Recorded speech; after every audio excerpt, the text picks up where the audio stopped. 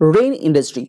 जब जब rain industry का बात आएगा तब तब कंपनी के ऊपर डेप्ट के बारे में बात आएगा, यानी कि कर्जा। तो पिछले कई सालों से रेन इंडस्ट्री एक ऐसा कंपनी बना रहा जहां पे कंपनी का मार्केट कैप से भी ज्यादा कंपनी का कर्जा है, लेकिन कुछ कंडीशन यहाँ पे अप्लाइड है, इसीलिए कंपनी का कर्जा उतना ज्यादा नहीं है जिस तरह से ये दिखता है। तो चलिए जानने की कोशिश करते हैं कि कंपनी का बिजनेस कैसे रहा है और कंपनी का कर्जे के बारे में कंपनी क्या सोच रहा है और क्या कंडीशन है। तो सबसे पहले कंपनी का जो रेवेन्यू है उसको आप देखते हैं, तो लेटेस्ट जो रेवेन्यू यहाँ पे दिखाई दे रहा है वो हर एक सेगमेंट के अंदर कंपनी यहाँ पे अच्छा क्या है।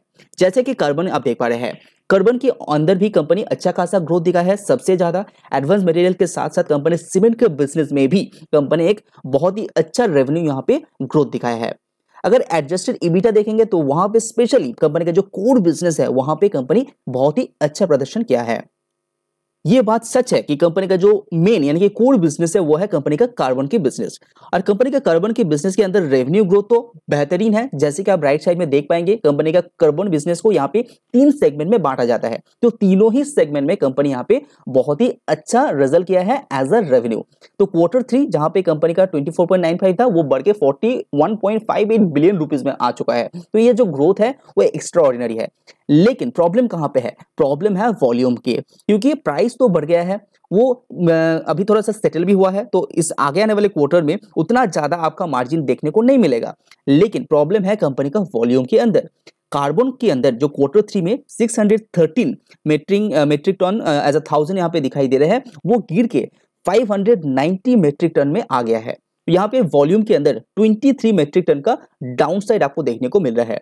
और ऐसा नहीं है कोई भी एक पर्टिकुलर सेगमेंट के सेक्टर के ऊपर, तीनों ही सेगमेंट जो है कंपनी का, तीनों ही सेगमेंट में यहाँ पे प्रेशर है फॉर एज अ वॉल्यूम। फिर से सेम थिंग आप एडवांस मटेरियल्स के भी अंदर देख पाएंगे, ये उतना ज्यादा बिजनेस में कंट्रीब्यूट नहीं करते हैं, फिर भी एक मेजर प्लेयर हिसाब से माना जाता है। तो कंपनी का जो एडवांस मटेरियल्स है वहां पे कंपनी का रेवेन्यू तो ग्रोथ हुआ है। एडवांस मटेरियल्स के अंदर के फिर से इसको 3 सेगमेंट में बांटा गया है, ईपीसीआई एंड रेजिन। तो तीनों ही सेगमेंट के अंदर यहाँ पे रेवेन्यू के अंदर ग्रोथ है, लेकिन फिर से वॉल्यूम के अंदर मार खा रहा है। जहां पे Q3 2021 में कंपनी के जो वॉल्यूम था वो था 114 metric tonne as a 1000, and ये गिर के 80 में आ गया है। तो यहाँ पे भी 34 मेट्रिक टन यहाँ पे एज अ वॉल्यूम यहाँ पे डाउनग्रेड हुआ है। Subscribe now and press the bell icon. उसके बाद कंपनी का जो और एक वर्टिकल यानी कि सीमेंट का वर्टिकल, तो सीमेंट सेगमेंट के अंदर कंपनी एज अ वॉल्यूम यहाँ पे थोड़ा सा अच्छा किया है कंपेयर टू अदर टू। लेकिन इतना खुश होने के बाद इसीलिए नहीं है कि कंपनी जो सीमेंट का कंट्रीब्यूशन है रेन इंडस्ट्री के रेवेन्यू के अंदर वो बहुत ही कम है, 3 to 4% आपको देखने को मिलेगा। तो इसीलिए इस पर्टिकुलर सेगमेंट के अंदर ज्यादा ग्रोथ भी कंपनी के लिए कोई भी फायदेमंद नहीं होता है। लेकिन पिछले कई क्वार्टर में सीमेंट के अंदर ग्रोथ कंपनी ने दिखाया है, तो वॉल्यूम भी आप यहाँ पे देख पा रहे हैं, थोड़ा सा growth year on year basis यहाँ पे है। तो अभी बात करते हैं सबसे इंपॉर्टेंट पॉइंट जो रेन इंडस्ट्री के लिए दिखाता है, कंपनी का कर्जा। कंपनी का कर्जा बहुत ही ज्यादा है, जिसके कारण कंपनी को एक मोटा अमाउंट एज अ इंटरेस्ट पे आउट करना पड़ता है, इसीलिए कंपनी का नेट प्रॉफिट गिर जाता है और ईपीएस भी गिरता है, शेयर प्राइस फॉल इसीलिए होता है। तो जैसे कि आप स्क्रीन में देख पा रहे हैं कि रेन इंडस्ट्री का जो दिसंबर 2021 तक 1142 मिलियन यूएस डॉलर का कर्जा हुआ करता था, वो गिर के कितना आ गया है 1069, और आगे आने वाले 1 साल के अंदर कंपनी को अच्छा खासा पैसा पे आउट भी करना पड़ेगा। तो कंपनी नेट प्रॉफिट में है, अच्छा खासा पैसा कमा रहा है, तो उसके अंदर कोई भी परेशानी की बात होना नहीं चाहिए। ग्रॉस डेट में भी कमी आया है, टोटल डेट में भी कमी आया है। अभी कंपनी का जो कैश है, कैश को निकालने के बाद कंपनी के ऊपर 851 यूएस मिलियन डॉलर का यहाँ पे कर्जा है, जो 914 था वो गिर के 851 में आ गया है। तो एक अच्छा खासा पैसा कंपनी पे कर रहा है आपका जो कर्जा है उसको कम करने के लिए। ऐसा नहीं है कि कंपनी अपना कर्जा ही पे कर रहा है, कंपनी कैपिटल एक्सपेंडिचर भी कर रहा है।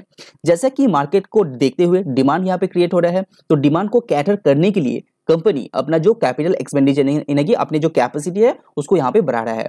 तो 5.39 बिलियन रुपीस का कैपेसिटी एक्सपेंडिचर कंपनी ने किया है सितंबर 2022 तक, with in this year actually. Rain industry के अंदर और एक जो इंपॉर्टेंट बात है, जो 5 billion rupees company as a transaction यहाँ पे यूज किया है।